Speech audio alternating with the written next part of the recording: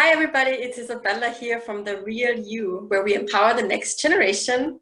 And I have Gina Mele with me today, who is a neurobiologist and many more things. So, hi Gina, thank you so much for being here with me today. Isabella, thank you so much for inviting me. This is such a delight.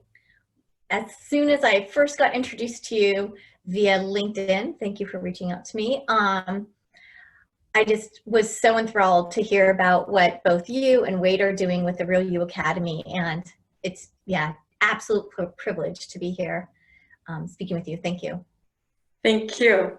Well, I think I want to jump right in. So tell us a bit about you, your background, what have you been doing all these years, and why did you choose neurobiology?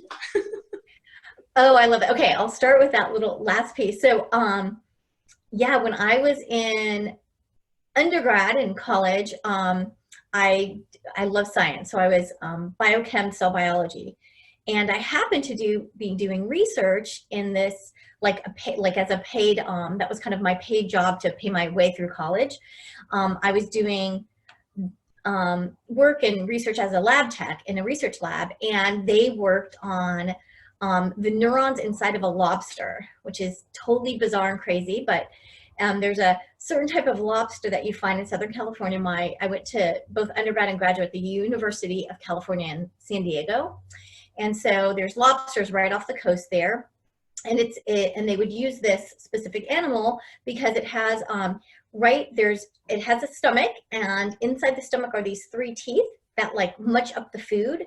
And it's called a ganglia, like a ball of cells that are neurons, about 30 of them, that control those teeth. And it was a very simple model. So they've been studying it forever to just be able to dissect from the microbiology, or not the molecular biology part, to the behavior part of how these neurons make these teeth move.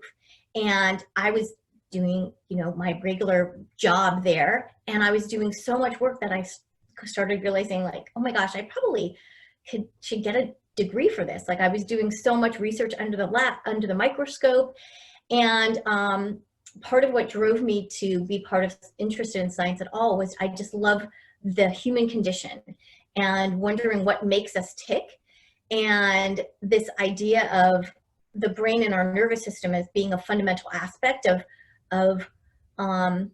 the core of what makes us tick made a lot of sense to me. So I was very fortunate, and I was able to do a combination undergrad-graduate program. So in 5 years, I was able to get my undergraduate and then a master's in essentially neurobiology, which is the study of the brain, but from a biological perspective. So that's a little history there. And in a nutshell, it's this desire to understand the human condition that drove me to be interested in neuroscience and a lot of serendipity. Yeah, I mean, that is really interesting. Like you say, serendipity, you go into it and you work with lobsters. I mean, I would rather eat them, but... That was a perk. I had unlimited lobster tails all my undergraduate and graduate career, which was an amazing perk. Because before you do any of the research, you put the animals in a very cold room, and it kind of anesthetizes them, and then you remove their tail, and the rest of the experiment goes on. So we definitely were very grateful to have lobster tail on demand. Some very good barbecues were happening in my dorm room. But what's interesting, just to give a little bit more background, after getting my graduate work done, and then I proceeded to work in academic research in total about 8 years. I worked in Texas doing human molecular genetics, in Colorado doing protein biology. So, and I was very fortunate to publish a few papers. So all of that study in the world of Western science and medicine actually created way more questions. And the deeper I went into the Western views of our body and science and the human condition, I started discovering it was almost like the knowledge that I was seeking was all in this circle. But the Western philosophies just gave me this one little piece that I could go really deep in, but I wasn't, all the rest of this circle of how we operate, what's going on, it just wasn't getting answered. And so after about 10 years of this avenue, I started realizing that maybe I should be looking elsewhere for some of these deeper questions, maybe even more ontological or philosophical questions as far as the human condition is concerned. Because Western science was great at giving me some ideas for this physical being here, my physical body, but you know, I was also other aspects to me, like emotional, mental, and I'll talk a little bit more about that later. But so I ended up finding my own teachers, and I became a Reiki master. I found a teacher who offered me a few years of shamanic training, which shamanism is essentially a medicine man from Aboriginal cultures. And it was, again, a very different education than the Western approach, these kind of more Eastern philosophies. And if you're not familiar with Reiki, it's a way of channeling energy, and that does not sound scientific at all, so I'll put it in a more scientific way. If I think of my body, I'm mainly water, and if I think of an electrical charge, so you put two wires, and you put two wires together that have an electrical charge through something solid like piece of rubber, nothing happens. Like you're not gonna, that's why if you're dealing with a live wire, you put like rubber gloves on, you're not gonna get electrocuted. But if you put those live wires through water, it's bad. Like water carries that charge very, very well. And our bodies are mainly water. And so Reiki is this philosophy of there's electricity, or this aspect of energy in the earth, and you're using your body as a conduit for this energy, and then it can come out, let's say, through the top of your head, back out into the world, the universe, whatever, or you can focus it through your fingertips. And so what Reiki does is gives you some specific, very simple tools to kind of pull that energy up from the earth, kind of focus it around here, make it stronger and more intense, and then channel it out through your hands so you can essentially heal yourself and others. And coming from a very Western philosophy, it was a little woo-woo to me, and my brother was the first one who introduced it to me, and some very interesting unexplained quote miracles happened. So I was like, I don't understand this, but there's something going on here. So it's little examples like that throughout my life that got me more and more open to look in arenas other than Western science to kind of understand the human condition. Yeah, nice. I guess also it kind of evolved, and then there's additional things like a really amazing technique called belief work, which actually has to do with more creating new neural patterns in your brain. But that also is something that's a little bit kind of, to me, I would call it the next evolution of where Western medicine is going, but it's a more holistic approach. Okay, yeah. Thank you for listening. No, it's very interesting, because I think that most people, or many people, they either think, okay, it has to be science this way, or you are in the woo-woo, I don't know, shamanistic world or something like that. But to bring both together and to see, oh wow, Reiki actually works with, you know, an electric charge and things like that, that it's more, oh, it's not so woo-woo after all, right? Yeah, exactly. Well, here's a great, I was just chatting with my godmother, who happened to be the CEO of Southern California's one of their largest hospital conglomerates for like a decade, and she's retired and stuff now. But I was talking with her recently about this overlap between Western and Eastern philosophies, and here's a great example. So for people who've heard of yoga and Indian medicine called Ayurveda, there's this idea of chakras, right? Like we have a chakra here and a chakra here, and there's a number of them through your body. And then so that's Indian medicine. And then you look at Chinese medicine, and they talk about this aspect of the acupressure and acupuncture points, right? And what's interesting, how do those two things that don't sound like anything Western map onto Western understanding of the body? Well, if you actually take a map of what's called ganglia, which we talked about before, these little nerve bundles, there's like, for example, a nerve bundle where you have your solar plexus or a chakra, and there's actually, you know, a lot of if people, if in acupuncture, they'll do needling, they'll be going also into these nerve ganglia. So essentially, if you had a map of the chakras with the acupuncture points and the nervous system ganglia, they would all map onto each other. So it's just different languaging for similar systems. Yeah, that's, and you know, I think sometimes we feel like, oh, this is so old, this doesn't apply to us anymore. But it's so much wisdom that comes from, yeah, all the older traditions, or the, I don't know, the Mayans and the this and the that. Yeah. And if it's been, I mean, usually things that aren't useful go away. So if it's these kernels of you know, science in these respective cultures, these kernels of wisdom have continued over, you know, hundreds and hundreds of years, then there's something to it, right? Or it would have gone by the wayside. Yeah. Yeah, true. So it's fun to see medicine now where we're starting to kind of weave into this more holistic perspective. Yeah. Yeah, no, I've seen that also with many doctors now. Yeah. Yeah, it's good. It's good. Yeah. So share a little bit about your latest venture that you're on with Umami. Oh yeah. Okay, perfect. And I'll make this brief. So I started my own company.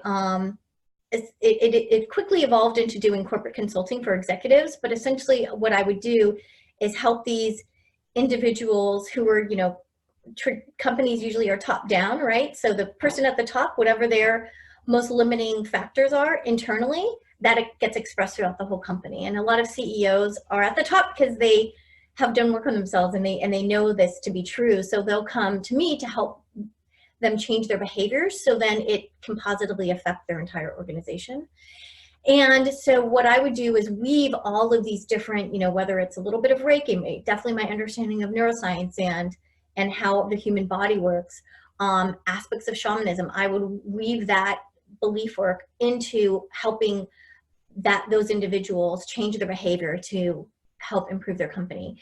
And I started that company in 2007. So over this whole time, I've amassed a very large body of work that really just a handful, I mean, there's probably close to 1,000 people now, but still that's a very small population to benefit from these insights. So my dear colleague, Cecily, and I have started a new company called Umami. And briefly, what is umami? Umami is a Japanese word for, it's called the sixth taste. We have 5 tastes like sweet, sour, etc.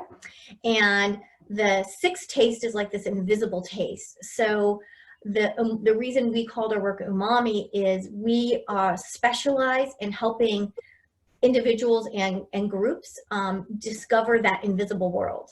Because if you think about how one operates the human condition in our everyday, there's what we see with our 5 senses, but then there's everything else, kind of the source of things that is underneath what we can sense with our 5 senses. So umami kind of maximizes that, a way for you to become more conscious of your unconscious mind. And in that, being more conscious of your unconscious mind, starting to, quote, see the invisible world. So that's why we chose the name Umami. And really our focus for this company is just to be able to offer that body of work to as many people around the globe that can benefit from it, and for both public and corporate. So fortunately, because of wonderful people like Isabella and Wade, we get to share it with you guys. So thank you. Yeah, no, thanks for sharing. That sounds really exciting. Yes, yes. And I guess I'll just add one more brief thing. I just noticed too these days that there's so much, unfortunately, just negativity and fear and I don't know, kind of underlying anger that I notice in mass media and if I'm turning on the news. And what both Cecily and I have realized, along with hundreds of points of light around the world, really thousands of points of light around the world, that's such a small percentage of what's going on around the globe. Actually, there's so many people and groups and organizations doing amazing, positive, loving, kind, generous, compassionate programs and how they interact with one another and their community. And that's just not being advertised and marketed well. So that's another gigantic mission for Umami is to actually show the masses, like, we live on an amazingly positive, generous, loving planet, just like, you know, what you guys are showing with, instead of mindfulness, MindFUNness, right? There's so much play and love going on the planet, and let's find ways to get that truth out to the masses instead of this little tiny fraction of what's going on in a few places as what's really going on everywhere, which is not true. So that's, yeah. Well, now I have a question for that, because it's often so much easier to hang on to this small little negative thing and talk about this, or like come back in your mind and think, even though 100 good things are happening, it's so easy, I'm just talking for myself, to get back to this one negative thing. Why? I love that question, because I think as I continue sharing a little bit more during our time together, that will be answered. And in a nutshell, I mean, we kind of have this programming, we have this unconscious training that, like, I'll speak for myself, this unconscious training that I've built up without even realizing it, right? And being not aware in my unconscious mind, that actually kind of dictates some of these behaviors. And some of it also is just kind of this back here in this part of our brain right here. It's called the limbic system, and it's kind of this ancient part of our brain, and that goes where we get scared. It's called fight flight. It just gets triggered.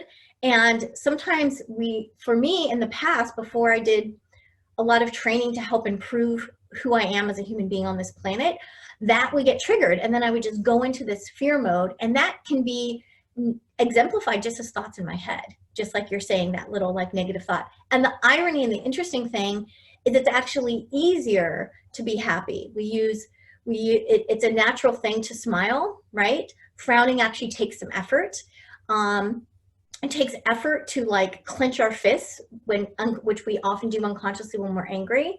All these kind of defaults that I grew up with just because I was a normal human being,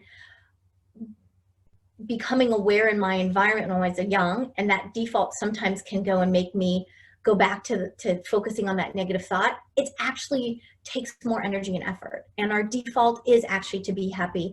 And the way you know that, look at little babies, right?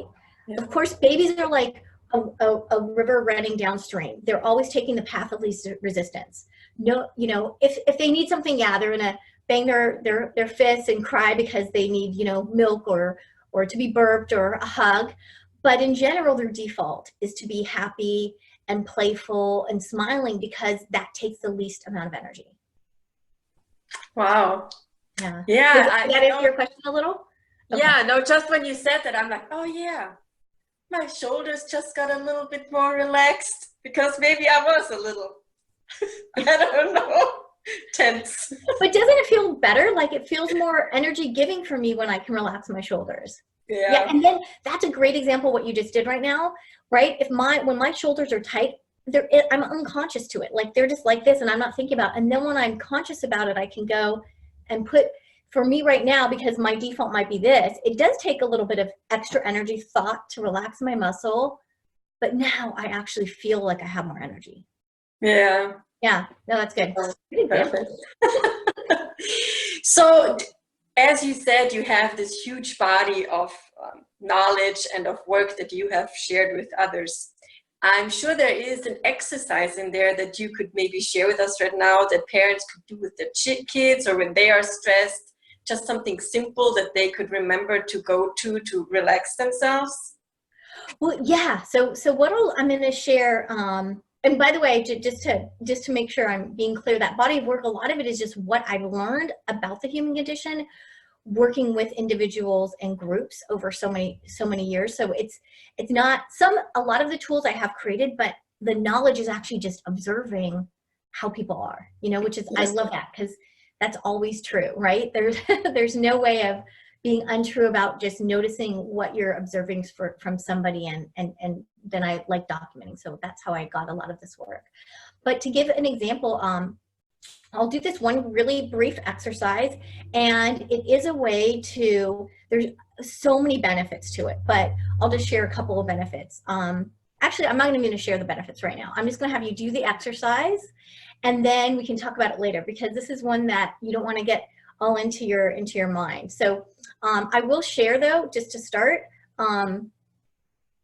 let's get ourselves relaxed. Just, you know, shake your body down, do whatever you need to. If you're sitting, sit in a comfortable position where your feet are firmly on the floor. You feel, you know, kind of grounded, anchored in your seat, and feel the seat behind you firmly. And if it's comfortable, feel free to close your eyes and just take 3 really deep breaths, and I'll do a couple with you. So breathing in and exhale. And breathing in and exhale. Just do another 3 on your own, just 3 deep breaths.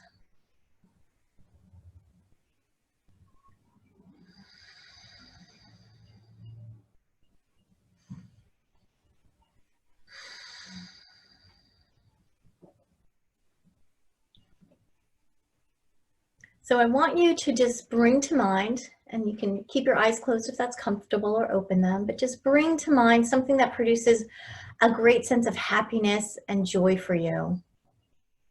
Any image that is. And just see that image really clearly in your mind's eye.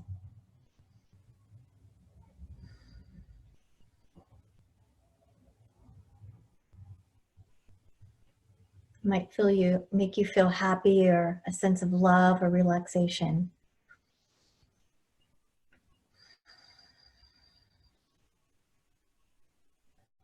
And as you're holding that image in your mind's eye really clearly, I want you to just notice how that feeling in your body, whatever word you would use, what that sensation is in your body.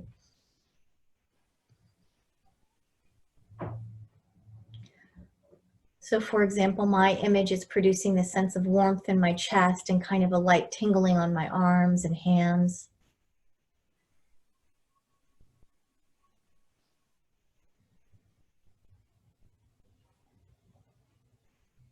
Just taking a few moments to notice that physical sensation in your body that image is producing.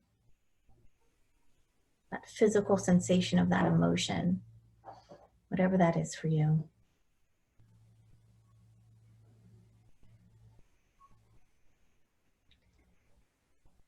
And on the next inhale, I want you to feel that sensation getting stronger. So for me, I'm breathing in and I'm feeling that warmth get even warmer.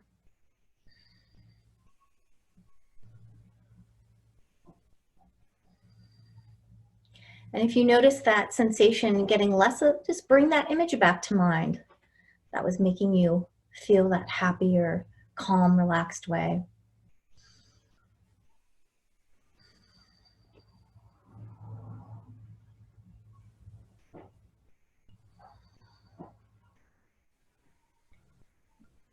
And so we've got on the inhale, that sensation growing stronger, that warmth growing stronger. And as we exhale, imagine that sensation spreading throughout our body. So I breathe in and I feel that warmth in my chest getting stronger. And I exhale and I feel that warmth spreading down my chest, my stomach, down to my feet. And just use your breath on your own. Noticing you breathe in and that sensation gets stronger, and you exhale and that sensation spreads all throughout your body. Just play with your breath, doing that for a few moments.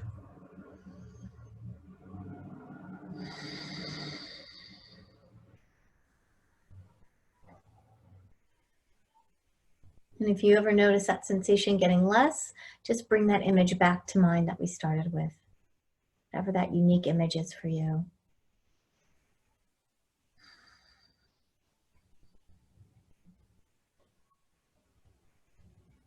And you can even imagine that sensation going, not only filling you up inside, but going around you like a warm, cozy bubble.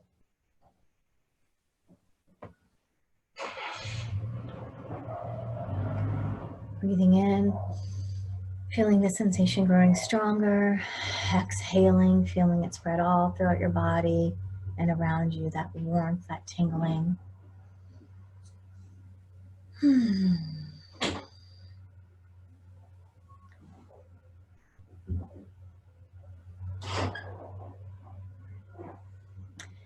in this place, just asking that best part of you, that inner wisdom, what's the best message for you have for me right now?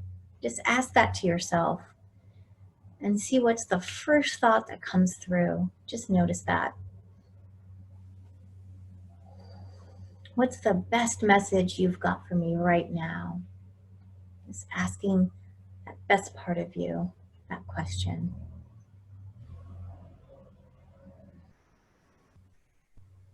You might notice a thought pop in your head, a word. You might see an image. You might see nothing. You might hear just silence. Just notice.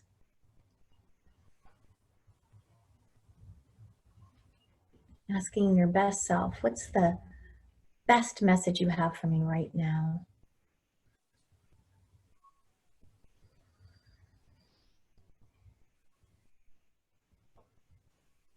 And taking 2 more deep breaths on your own.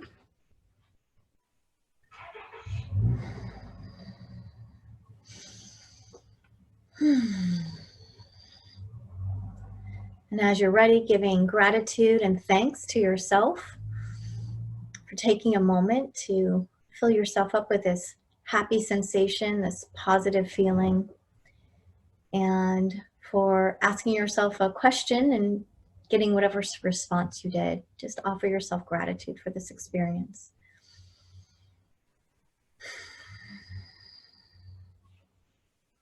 And taking 2 more breaths on your own, and as you're ready, opening your eyes.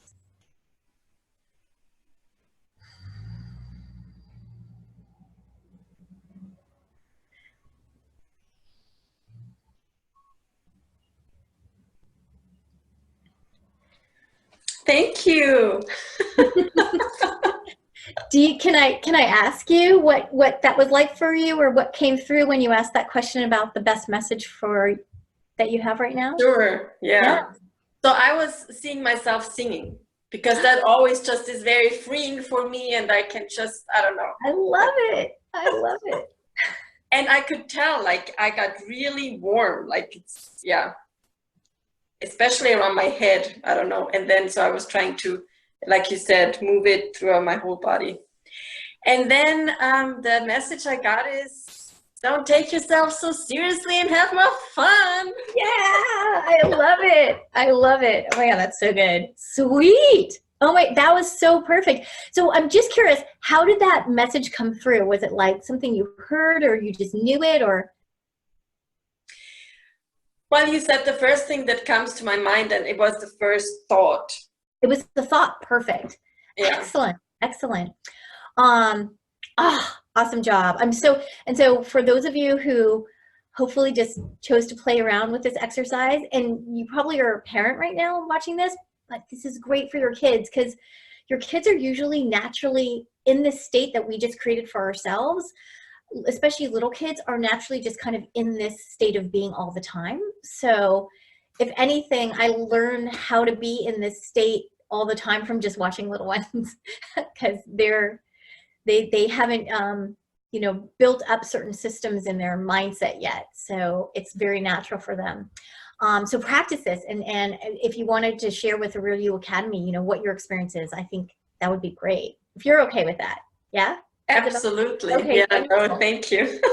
Well, can I map this exercise on to, we had chatted a little bit more, and you had asked a little bit about how our personality is formed. Yes. And I was going to map a little bit of what we just did onto that question. Is that okay?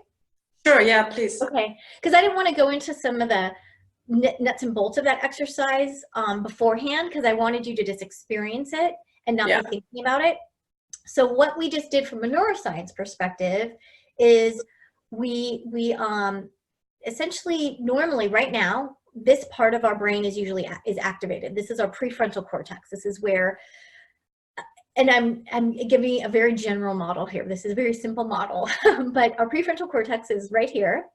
And that's, thinking, creating questions, you know, listening, seeing, all of this stuff that we're doing is more tied to this more newer, evolutionarily newer part of our brain.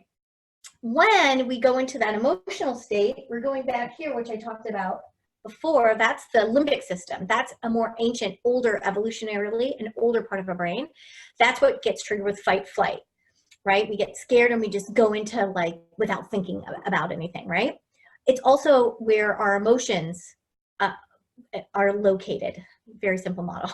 So what's interesting, when we bring to mind an image and then notice that physiological sensation that it produces in us, focusing on that feeling, we're stimulating our limbic system, not out of fight or flight, but just stimulating that part, because we're actually stimulating it from a place of love and happiness, because that's the image that we've chosen.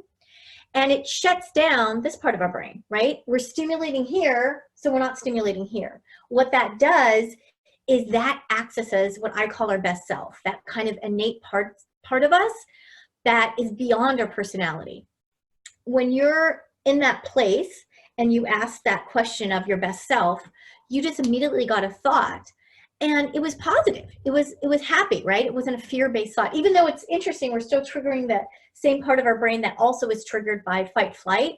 We're using a different stimulus because it's a positive thought, but we got something that isn't a thought.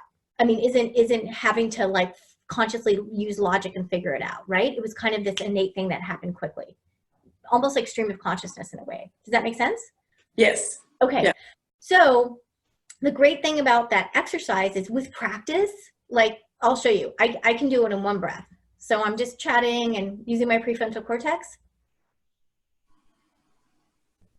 And now I'm in that place where just this is stimulated. Like I can actually, I practice this for so long, I can actually feel a sensation different in my body. And if I ask a question, which the question is using this part, but then if I'm focusing on the feeling, which is stimulating here for the answer, I get an answer that's based on this innate best self part of me that's beyond personality. So to move on to our personality, what's that? That's tied to this prefrontal cortex. And what do I mean by that?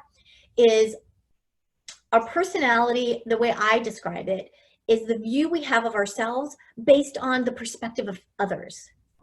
Okay, I see myself as, you know, a good student because other people are telling me that I'm a good student and I'm getting A's. Okay, so I'm a good student. If that's my view of myself and somebody now says, oh, I'm a bad student, okay, now I'm a bad student. Like that is mutable, right? It's absolutely changeable because my personality is dependent on what other people think of me, versus that best self is immutable. That best self is constant.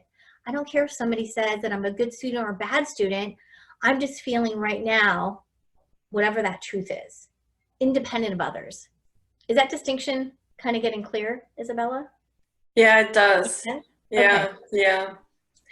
I guess the question then, and it kind of goes hand in hand with the personality and how you know, what are our formative years and how does that then affect us? Because yes, I was told I'm not a very good student, and for a long time I believed it, right?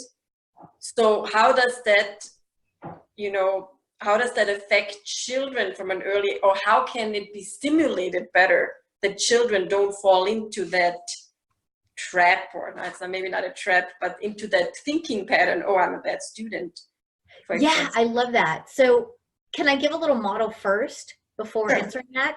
And after I give the model, if I don't come back and answer it, remind me. Yes. Okay. So I had shared, I remember sharing this model with you and Wade a little in an earlier conversation. So what I've learned in doing this work with clients for so long is, first of all, I would say that our personality is formed by our mindset. Our mindsets or our belief systems dictate our personality.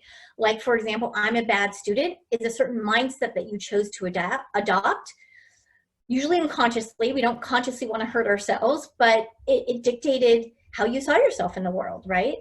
Yep. And actually, we form these mindsets even when we're in our mom's tummy. In utero, we are actually forming our belief systems, our mindsets, and therefore our personality. Which when I started this and only had studied Western science, I would have thought that was insane. But doing this work for so, well over a decade now, oh my gosh, it's absolutely true. It's shocking and true. So even when a baby hasn't even been born into this world yet, it's starting to form its personality. And so the model that I use is when we come into this world, or as a fetus, let's say, before our personality is formed, we're like this ball of light, right? And this ball of light, I just call it unconditional love. And as we are growing up, whether we start getting some of these ideas of how we see ourselves in the world based on our outside environment because of something that happens, while we're in our mom's tummy, to, whatever our environment is as we're being born and growing up, we start having essentially these belief systems or these mindsets put over our light, like a veil. So for example, I'll give a great example of how a child might form the thought or the mindset, I'm not important. So just to keep in mind, these are from the time in utero to about 7 years old. That's usually the age range of when these mindsets and therefore your personality are being formed. And some of the veils, these mindsets that are closest to this ball of light, are actually this, what I call self-esteem belief systems. So for example, I'm not important would be one.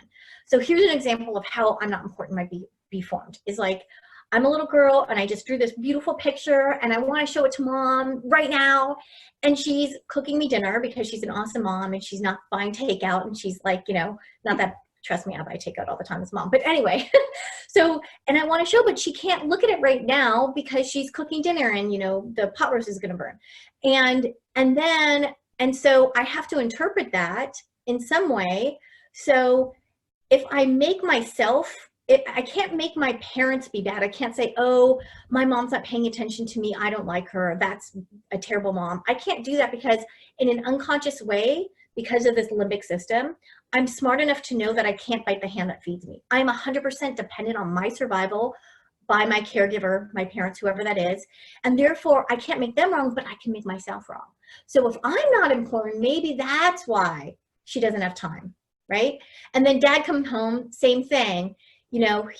All he wants to do, he's just in his regular man transition period, which is, thank God men do that. It's amazing. But I run and I show him the picture and dad is like, changing, taking off his shoes, getting himself transitioned from work to being in the house. And again, totally different situation, different person, same result. They're not giving me the attention that I think I want in this moment. So again, I have to make sense of it. Unconsciously, I think, well, if I'm not important, that's why they're behaving like this. And that's how these limiting self-esteem beliefs or mindsets happen at a very early age. Always unconscious, or most of the time. And so we form these limiting self-esteem beliefs through totally mundane acts. And mom's being a great mom, dad's being a great dad. Everyone's doing everything perfect and right, and it still happens. So there are a few really powerful tools you can do from a parenting perspective. Like, for example, now as a mom, if I know that my kids are teenagers though now instead of little ones, but if I know that they have something important and I can't, put my attention onto it right now, I'll say, I absolutely love you. You're really important to me, and this project is, and I just have to finish this. I will absolutely, go and look at this in, 10 minutes or whatever. And thank you so much for showing, and then go back. And can I do that every time? No, but I try my best, right? And so there's little things that one can do to kind of help not have those unconscious belief systems form by our children. But so anyway, back to that model. So we've got this ball of light, unconsciously form these limiting self-esteem beliefs. And then the second layer of limiting mindsets are now not so much about how I see myself, but how I think the world sees me. So, and they could also be seen as kind of coping skills. So for example, you gave a great example of yours, like, I'll give the opposite example. Like, I'll continue on to with my example of myself. Like, I want attention, I'm not getting it, therefore unconsciously I'm not important. But then I go to school, I get A's, and then every time I show an A paper, they always look at it. So then, oh, I'm important because I'm a good student. So now that furthest layer, which is my perspective of myself based on how other people see me, is I'm a good student. And now I need to keep being a good student so I'll feel important. So I'll be important, I have to be a good student. You break that, I mean, it just translates on and on, right? As a CEO, I'm a great leader of my company, therefore I'm important. They retire, the whole thing breaks down. I have no importance because my importance was tied to this company. Where if we go back to that earlier exercise of stimulating our best self, and I know I'm important because I exist, nothing outside here, then take that example of now I'm adult, I'm a CEO, I retire, that's awesome. You know, I'm inherently important. How else can I offer my gifts in some new creative way? Because now that I've left this thing that I know my importance didn't come from being in charge of this company, it doesn't matter.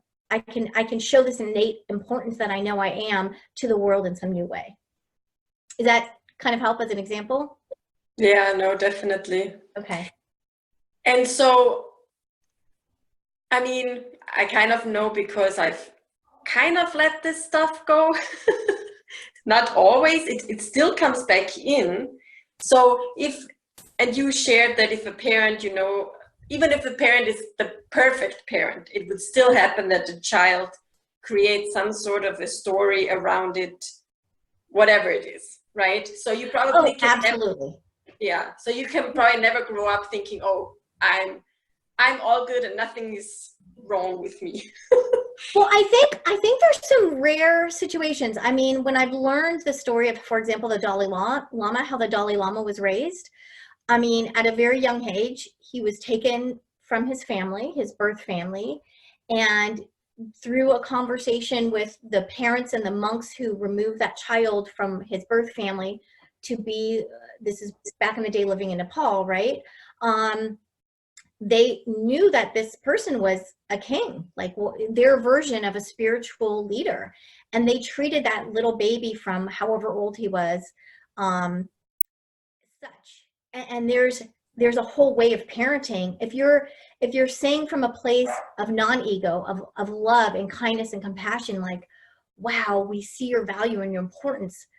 Thank you so much for being on this planet. And you're doing that 24/7. And you have a community of elders and a community where some adult could probably be around that individual 24/7.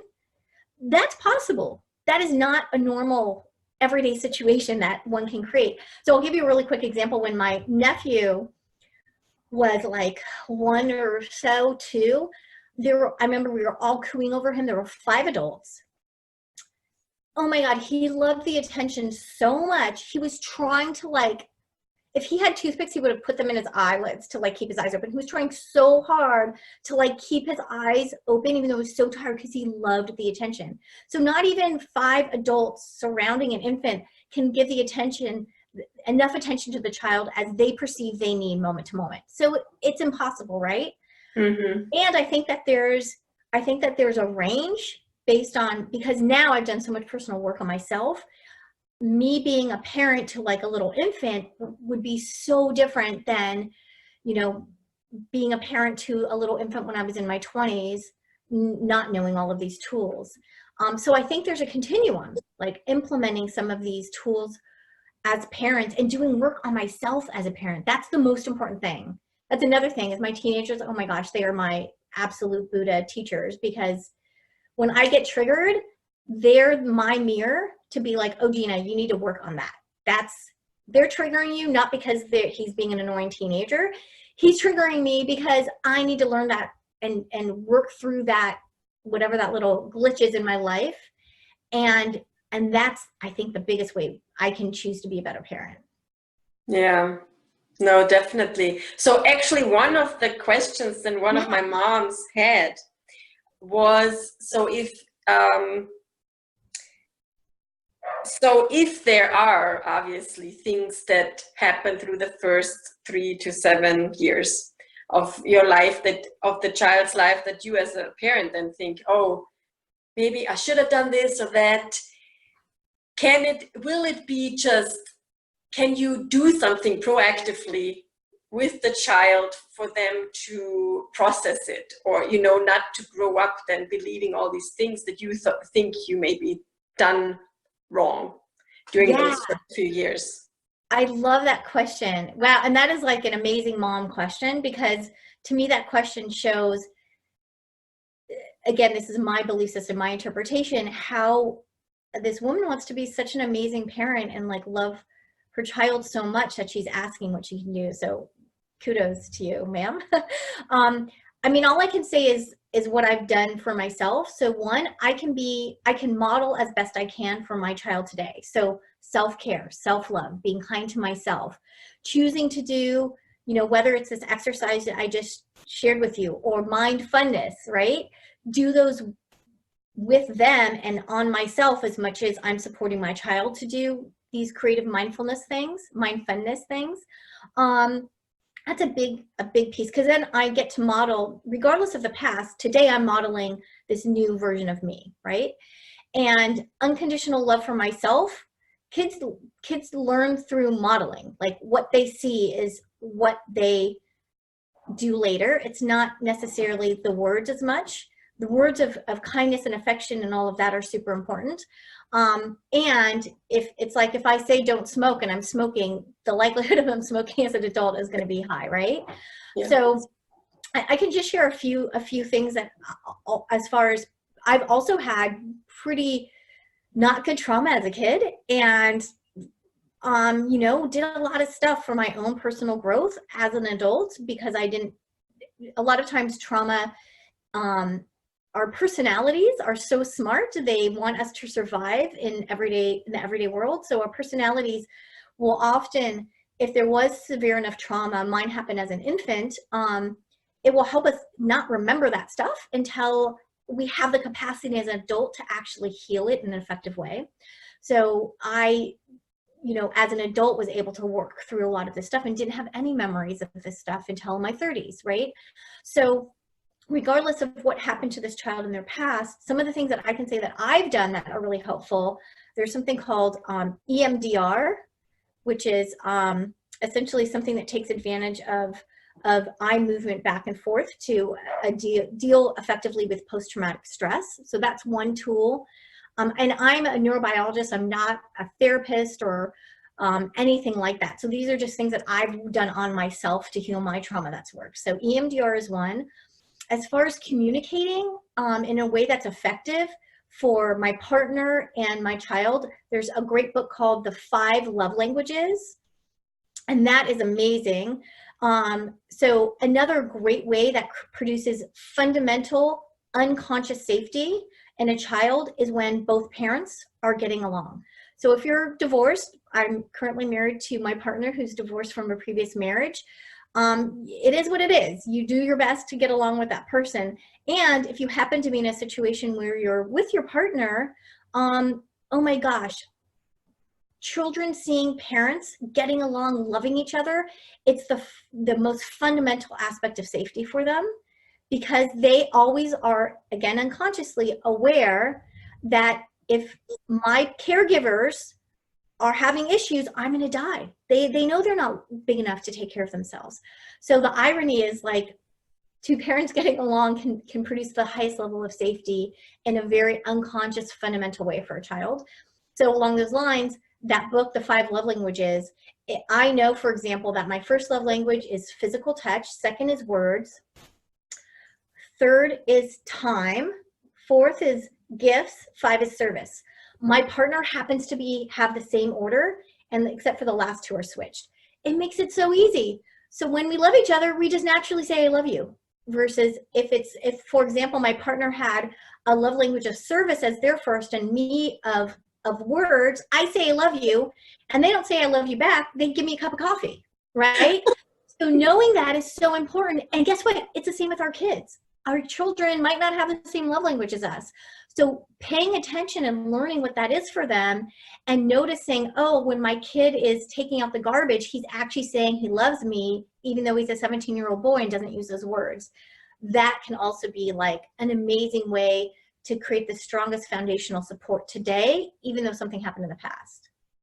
Were those helpful? Yeah, totally. Okay. And I've actually read the 5 love languages. It's so funny if you're not aware of it. And for me, for example, for me, I love acts of service. And so that's why I give it, right? I do this or that, and then I don't get it back. And I was like, what's wrong here? I'm giving, but you're not giving me what I want, until I realized, oh, there are all these different, things that I think, oh, this is how it should be. And then it's not. And you're like, what is going on? I mean, it was so important that on my dating profile, I actually wrote the order of my 5 love languages. So I was like, so for you, for example, you'd be like, is your first love language service? Like, let's definitely have a date, Because then you both give service back and forth, and you're like, oh, he loves me, he's giving me coffee. Versus for me, I'd be like, oh, thanks for the coffee, but where's the I love you words, So I love that. But it's great because it works with our kids too, not just our partners. And in the workplace, right? I mean, that's another. Effective leaders pay attention and notice the equivalent of the 5 love language of the people on their team, etc., and act appropriately. It's super useful. Okay, so I wanted to answer that initial question that you had asked about. It was essentially a little bit, if I'm remembering correctly, about that limiting voice in your head back when you weren't a good student, kind of coming and saying, oh, you're not a good student, even though you've shifted a lot. Like that little voice would come back. Was that the question that you'd asked a little while ago? What to do? I probably did, yes. Okay. So I was like, okay, I got to come back to this. So a couple things. One, there's actually a technique that I've created that we won't go into now called belief work, which actually is a very quick way of resetting that mindset. Like there's essentially a neural pathway that's been created that unconsciously you would go to, I'm not a good student, or whatever that statement is. And it's a way where within about 20 or 30 minutes that can permanently shift to just not always going. It's like a new neural pathway is created, like a big thick one, where you can go and in a new situation say, oh, it's something different. We're not going to relabel it, but it's not that I'm not a good student. It's whatever. I'm a great student. I'm a really good student right now. I'm whatever, something different. So that's one way. But also what you've just been doing is another great way, is just with practice, just keep, it takes a little longer, but just keep going, actually, no, I really am a great student. Like these are all here are all these facts of how, like, I can tell you right now, you're a darn good student because you created your entire website and you didn't even, like, that wasn't what you trained for in school. Like, that's amazing. Like, you cannot create such an amazing website if you weren't a good student enough to learn all those details and implement them so well and so effectively. So that's proof right there. Oh yeah. Maybe yesterday I wasn't a good student, but I totally proved to myself today I am, and just replaying that. That's a technique that everyone can use, and you don't need any type of special tool. You just have to practice it a bit. Yeah. Did that help? Yeah, no, definitely. I think it's been, I've been affirming to myself also, like, different, how I always been able to work things out. And I was actually going back to, oh yeah, when I was this age, this happened. And then, oh, this, like, not that it was like a miracle that it occurred, but I always trusted enough to know, okay, if I set, my mind to it, and I obviously take steps towards wanting to do a certain thing, it's happening. And yeah. So sometimes I just also have to work on my patience because I want everything to happen right now. Oh, I'm guilty of that. Yes, I totally, but that's great too, because that's a great skill that keeps you motivated and moving forward at probably a faster pace, because you are always wanting something to happen now. So that's good. Yeah, no, definitely. There was So, one other, I was just going to say, just to kind of pull, I was thinking about our conversation in preparation for this call, and just to kind of pull the exercise that we did earlier, like to full circle with speaking about personality. Do you mind if I just share briefly about that? yes, please. Yes. Okay, so I just, because when we started with that exercise, we found a way with practice, you can get pretty quick at getting access to this limbic system, getting access to that best self. That's that true, like, fundamental aspect of me that's independent of what other people say of me, independent of my personality. So how do I use those two things together? So for example, if I have, you know, I'm doing something, like, we'll take your example of your this limiting thought about not being a good student. Like, let's say you've completed your website, everything's good, there's like one little tiny glitch, and then immediately this thought pops in your head, you know, oh, see, you're not a good student, that's what's going on. What you can do is, once you notice that thought, realize that's coming from your personality, right? It's because of what other people said to you in your past that's thoughts coming. Stop and realize, actually, that might have been true back then. It's not true right now. So right now, I really am a great student because I got 99% of it done, except for this one little thing. And then use that exercise to get really quiet, access that best part of yourself, and say, okay, what really is that true message? And it'll be like, you know, high five, you got 99% of it done, whatever that is. And just keep practicing that. So the way I use those two today is, I'll wake up in the morning, and these are all my good days when I can actually do all my proper self-care, do some meditation, and I'll go and connect with this part of my best self. A lot of times people connect with, like, they put their hands here, that's how they connect with it. But so I get in touch with that best self, and I go and I ask, all right, what, for all the tasks I have to do today, you know, what's that ideal order? What are the 3 top things? Are there any, you know, information or messages about me being that truly, like, highest level of myself, loving, caring, compassionate? And I just notice what those are. I might write them down. And then I use my personality that knows, you know, how to write good emails, and knows how to, you know, be effective with my time and all of that. And then I implement the information my best self has given me with my personality. So that's how I use them together. Okay. Yeah, that's really good. Yeah. Thank you so much for asking these questions. It's like, I love your smiling face. I get to you out all this stuff. Okay. So you mentioned before that you were so interested in the human being, and you've mentioned before to me that there are different aspects of a human being. So maybe you can also share those with us. Okay, perfect. Perfect. And I'll try to be brief, because sometimes I get very excited about this stuff. So initially, and just to tie it into, you know, my history, like, when I was querying about this question of the human condition, like, what makes a human being be a human being, and all the aspects, I only had Western academia as a resource. So I got really clear that it's this physical part, you know, this physical being here. That's one.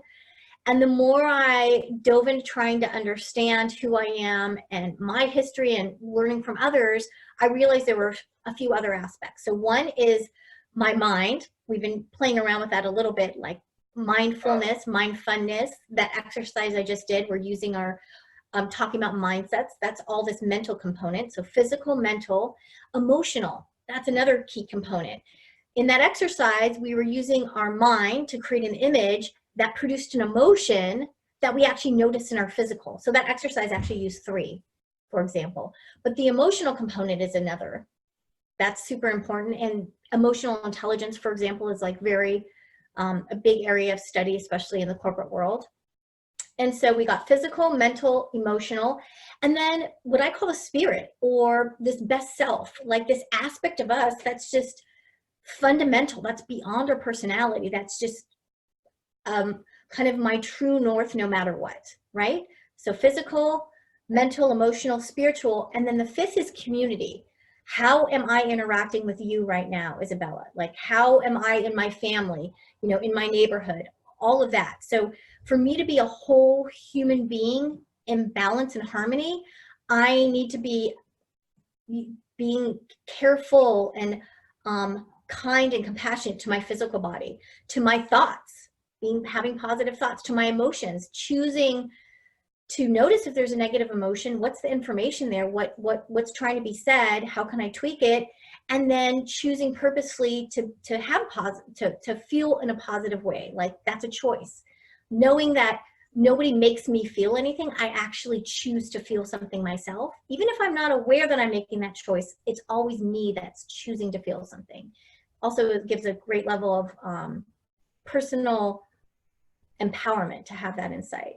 So let's see, spiritual, and then the community piece is I am different when I'm interacting with you than when I'm by myself. Like, if I have true balance, if I'm connecting and being compassionate and kind with others and not being isolated, that's actually true harmony. If I'm thinking good thoughts, you know, running all the time, you know, whatever that is, being really healthy with my body, eating well, thinking or feeling great things, choosing to be whatever my spiritual practice is, mindfulness, prayer, whatever, doesn't have to be tied to religion, but I'm isolated by myself. Maybe for some people that works, but for a lot of us, that's a piece missing. That's a lack of misalignment. So I love elders, and noticing the elders that are really happy and healthy and doing so well, and the ones that are thriving, you know, octogenarians and older, they do a little bit of stretching, going to the gym a little bit every day. You know, they really are trying to think positive. They might see something negative, but they're like, how can I put a positive spin on that, right? Feeling, they really are choosing to feel positive and notice the emotions of happiness and joy, and focusing on those and choosing to have those. They have some type of prayer practice or spiritual practice, whatever that is. It doesn't have to be tied to any religion, just where they're giving them, even that exercise we just did, doing that where you can just tune into your best self regularly, and then they're involved in their community. So it's like, the cool thing is practicing this now and getting in those habits. It's going to help me have a more fulfilled life, even as an elder, you know? Yeah, no, I totally agree. And I have a follow-up question right away. Yeah, let's hear it. Because it's, you know, I know to be healthy and do this and that, and then sometimes it just comes up that I'm not doing that and I'm out of balance, and it takes some time. And I guess, I don't know, does it have to do with the conscious unconsciousness of the mind, that it sometimes takes me longer to come back to, oh, I forgot to do that, so that's why I'm out of balance. Can you maybe talk into that? So how can I be quicker in coming back to the balance? I love that question. So I'll speak from my own experience. I would say for me, like self-compassion, being really okay with wherever I am. All right. Maybe over here isn't like my ideal self-care, and over here is where I am right now. Right. And if I resist and I'm like, oh, Gina, you know, oh, it's been like 3 weeks and you haven't done any of your morning meditations. Come on, you got to make yourself do it. Guess what? I just get further over here, right? But if I instead, like, all right, missed it again today, whatever, that's cool. There's something going on. There's some reason. For me, I look at it as an aspect of capacity. My capacity is lower. That's why I can't do these self-care things. I don't have the capacity to, for whatever reason.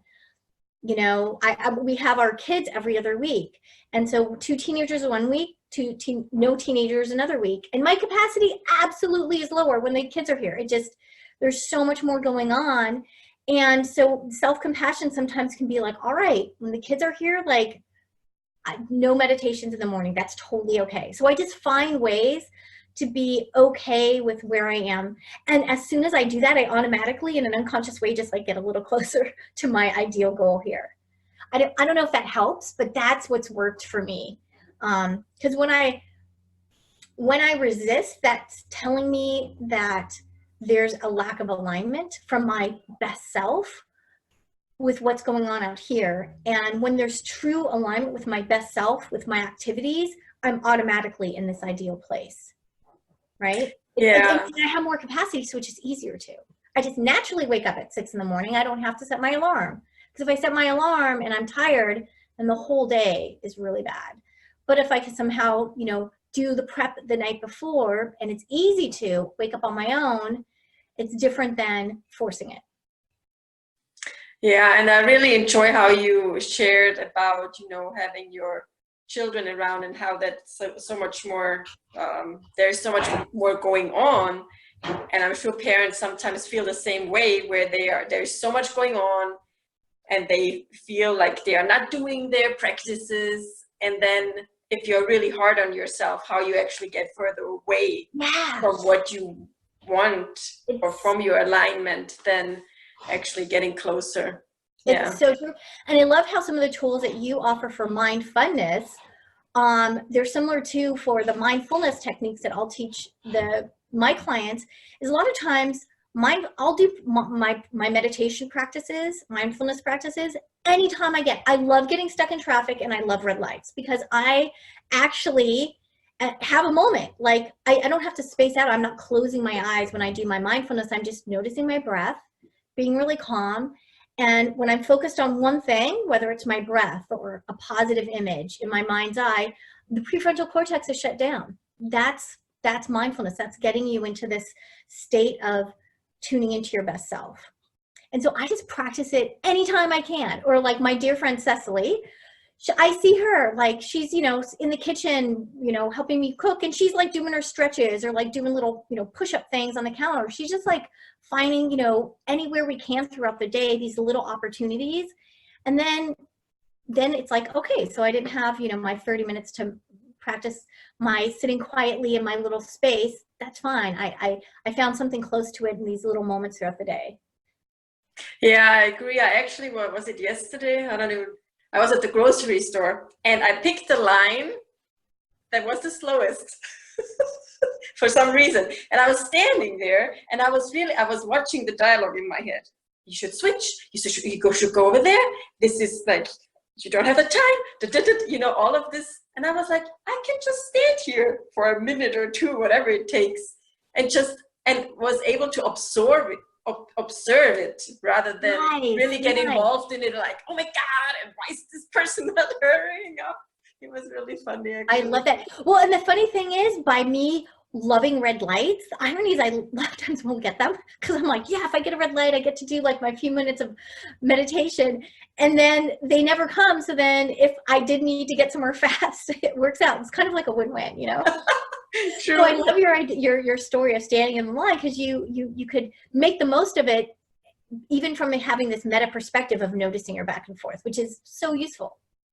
Yeah, no, it doesn't always happen that way.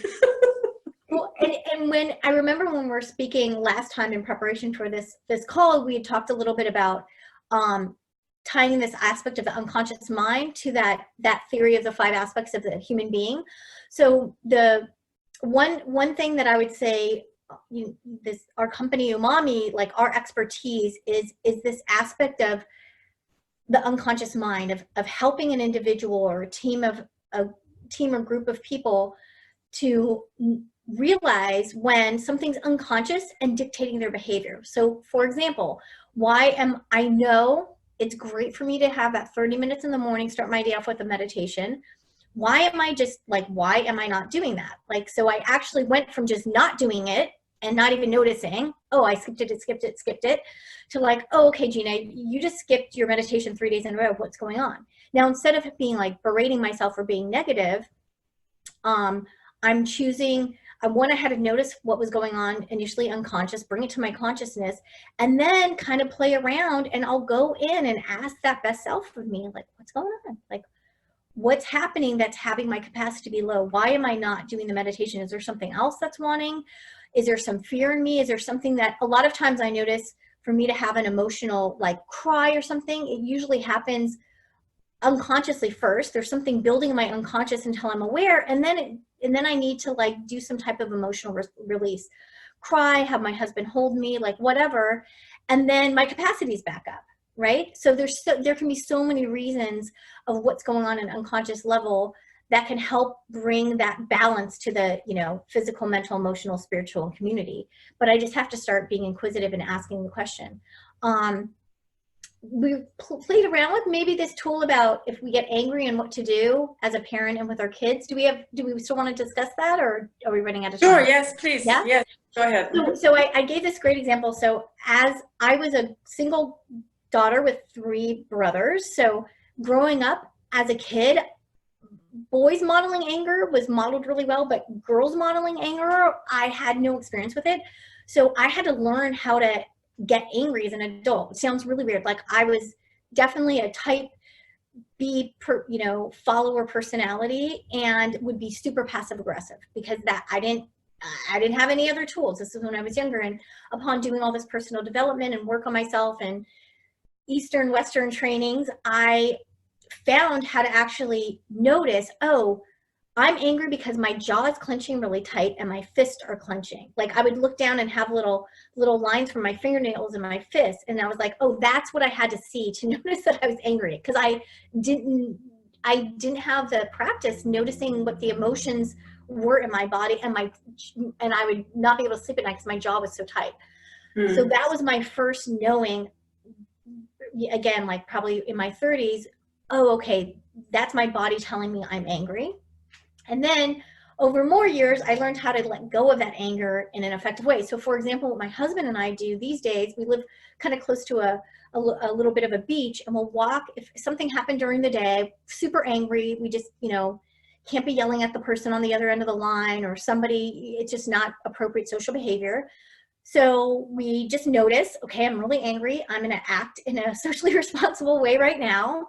And I'm going to remember when we walk our dog to release that anger. So we both walk the dog. We go to this place where there's these big rocks. And I just learned this new technique that I'll share with you because it's so effective. So I pick up a rock and I just imagine all the frustration, anger, emotion, thoughts, image, situation, everything just getting funneled right into that rock. And then I imagine, this is part of the shamanic training, being connected to the earth and really grateful for the physical planet. I imagine that when the rock hits the earth, that the earth is just going to pull all that energy out of the rock and transform it into love. So just, again, kind of like a guided imagery, mindfulness exercise. So I'm there at the water and I pull all this energy into this rock. And the other thing is, part of the way I had a hard time expressing myself is vocally. I wouldn't say anything, right? So I've had to learn how to vocalize my anger. So that's another thing, is I'll just ask for kind of the best way for that anger to leave my body through vocalization. And so we'll huck the rock and I'll sound whatever sound comes out of me.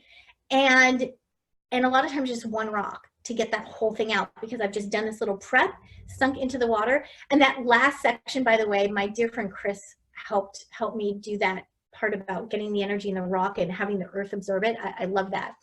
And our dog starts barking because he's so cute. He wants to go dig, like fetch the rock out of the water. He doesn't realize he can't do that, but it's so cute. So my husband and I are, the way it looks for oncomers is these two adults with sometimes we get our kids to do it, pick up rocks and are like, ah!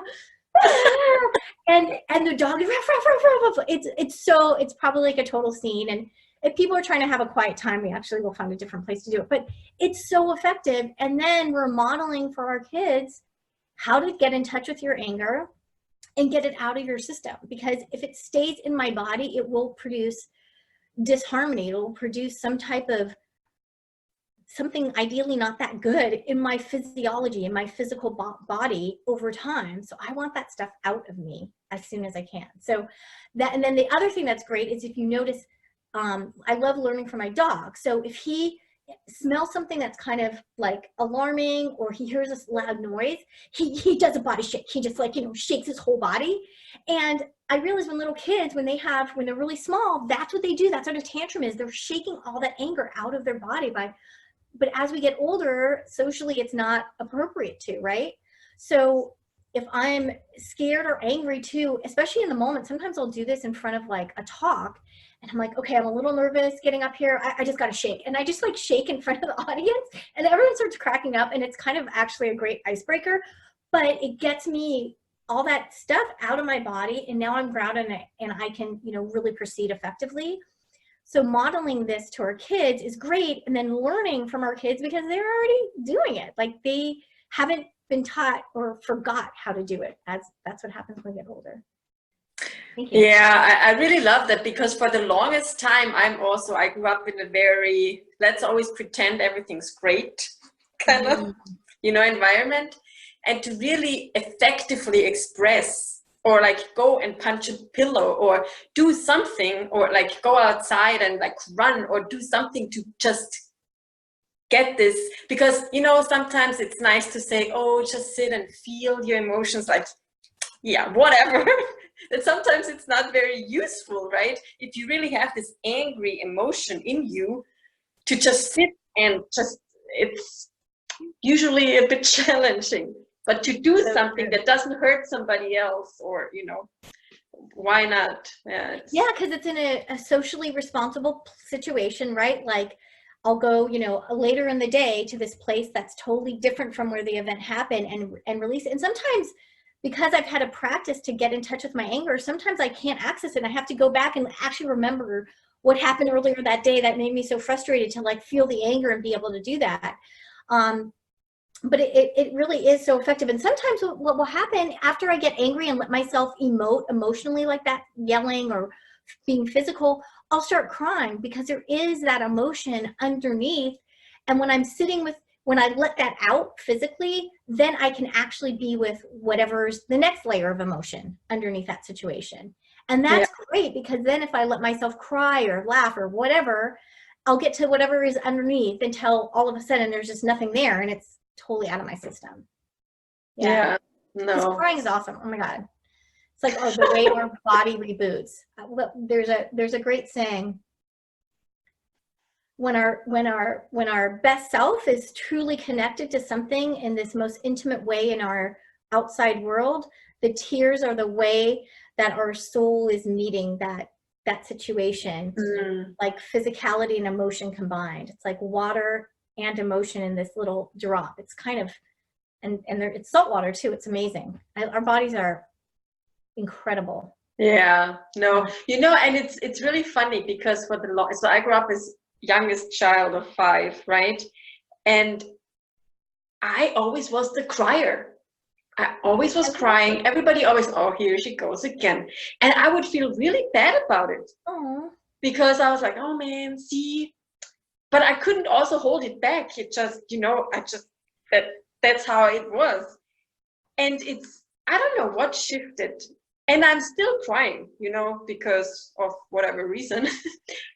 And it kind of, because I didn't make myself that wrong about it anymore, it also didn't express itself that much anymore. Yeah, in certain aspects, if I had to talk about something that, you know, was just emotional, or I don't know, even if I see some love movie, I can start crying. But it's not because I don't make myself that wrong about it anymore. It also is not continuously there for me.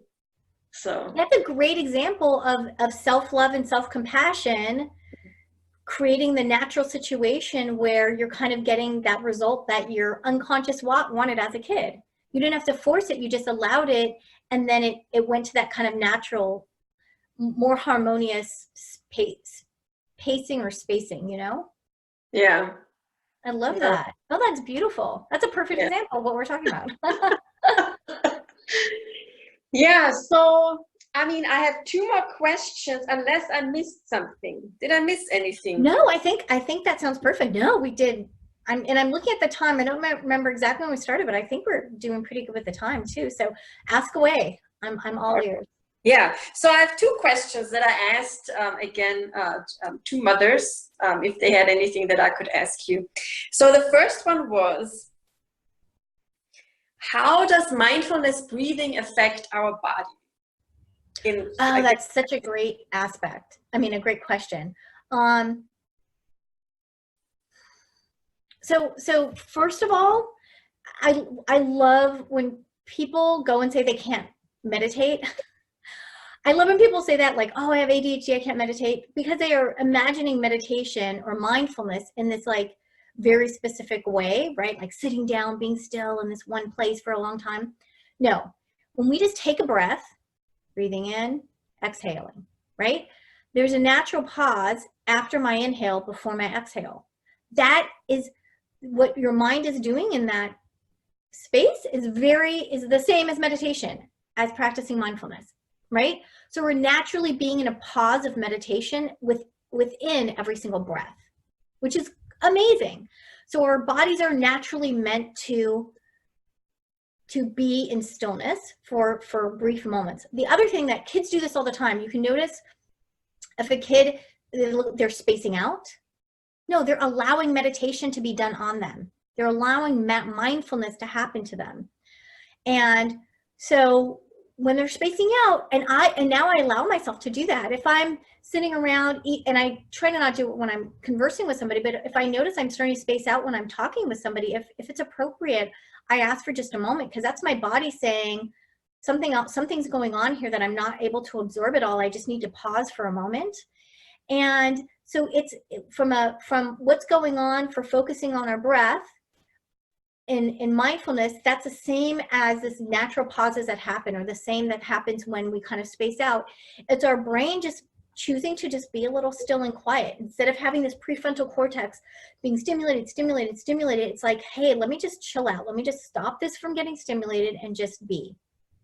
And because even when we sleep, right, when we're dreaming, our mind's going crazy. Like, are we really, but when we sleep, our body is resting, right? We actually have chemicals that essentially are muscle,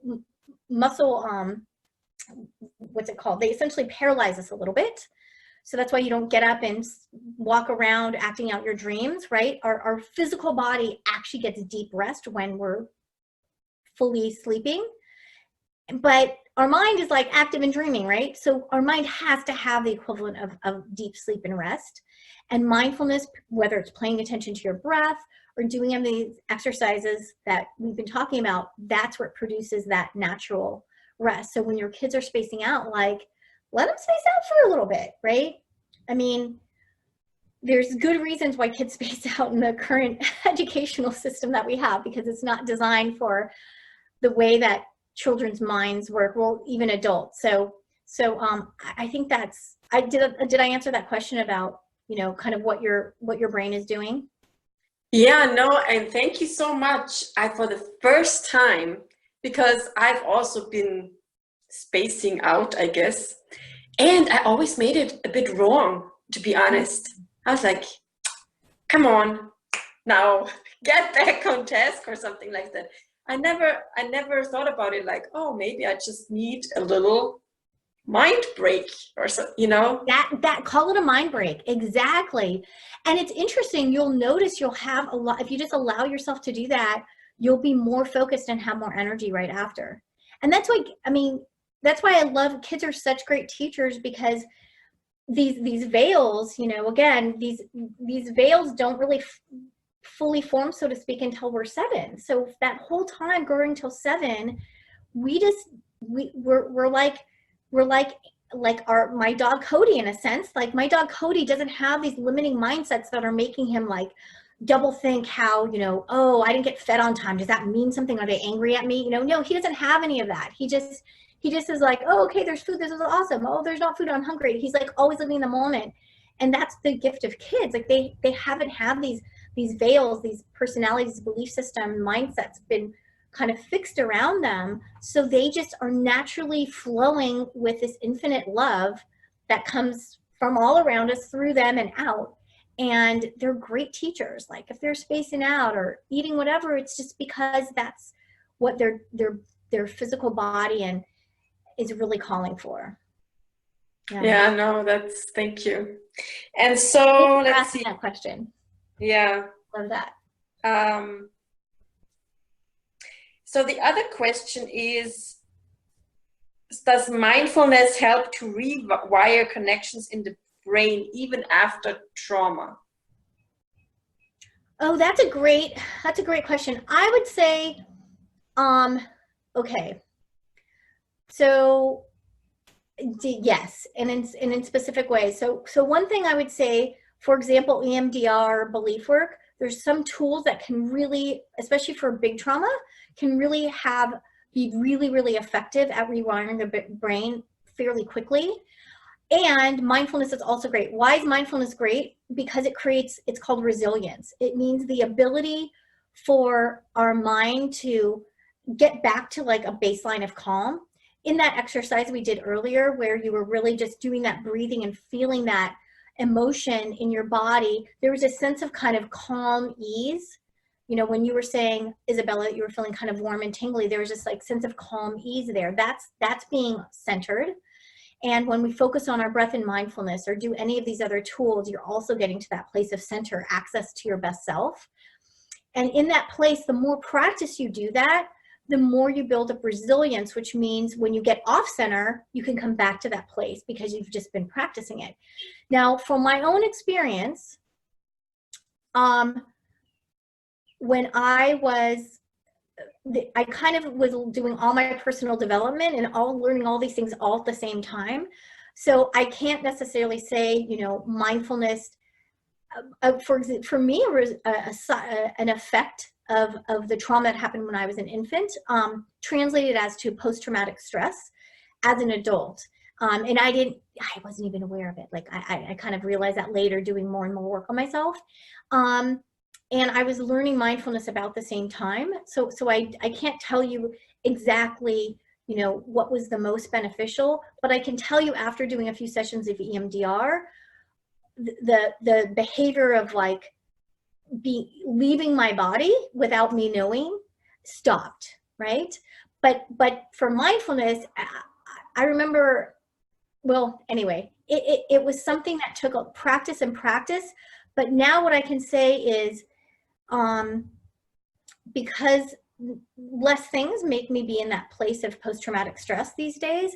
But if something does kind of trigger that, I notice that I get back to my center really quick because I use my mindfulness tools. I realize, oh, okay, whoa, I'm kind of amped up. I'm breathing a little fast. I feel like this a little bit. Okay, that was unconscious a moment ago. It's conscious now. I just noticed this is happening in my body. And I'm going to go and do my breathing thing that I do to get back. Remember, I was telling you that exercise we did before. I can just take a couple deep breaths and get there. I do that, and now I'm back at my center. Where if I didn't have that skill of mindfulness practice, it would just take me a little longer to get back. So it helps with that resiliency, I think, for me in relationship to trauma more than anything. And it's just good no matter what. Yeah. And I think also, yeah, it's kind of like this practice, right? It's not, you can't just do it once and feel like, okay, I'm done and I will be great forever. It's this continuous, reminding yourself, getting this awareness to, I am in this, or getting to this place where I don't want to be, and to bring yourself back.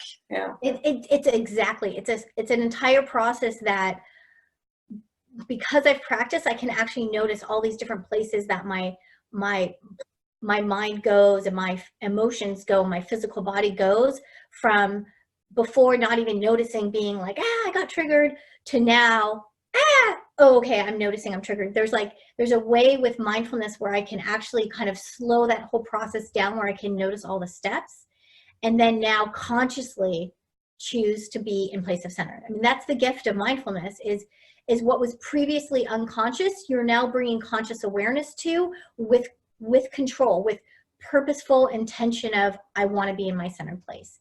Even though there's insanity going on over here, I'm choosing here.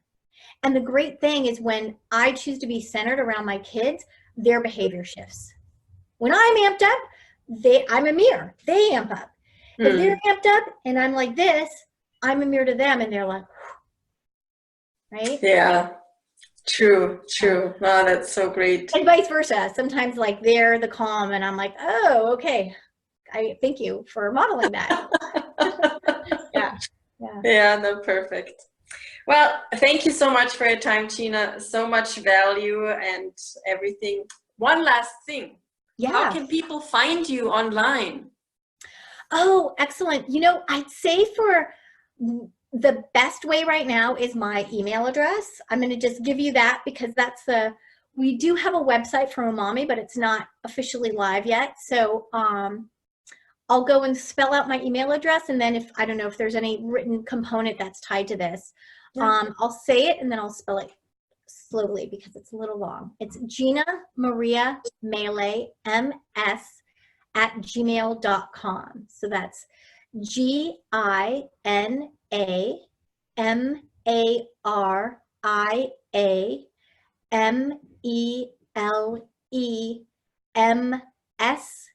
@gmail.com. Okay, perfect. Yeah, I will Very also short email. No, not long at all. Oh, and actually, thank you, Cecily, my dear friend Cecily. It's saying LinkedIn. So LinkedIn as well, and that's Gina Maria Mele MS. If you just put that into LinkedIn, it's Gina Maria Mele is probably enough, and then it's M.S. So perfect. Yeah. I will drop also those links so people can find you more easily when we upload this video. Yeah. No, thank you so much for your time. Thank you. So much value and everything as always. And we will catch up with you again soon. I just got to say, Isabella, you're such a delight to work with, and what you and Wade have done for Real You Academy to change, I really believe, the fabric of our society, because you're working with this beautiful population. And if you can help them be more of this light and not form so many of these veils in their 20s and 30s, I mean, oh my gosh, what an amazing world we're going to have, right? So I feel so blessed and fortunate to be able to chat with you and be part of this amazing community and change for the world that you're making. So thank you. Thank you. Thank you so much. All right. All right. Thanks for listening, you guys. Very glad to have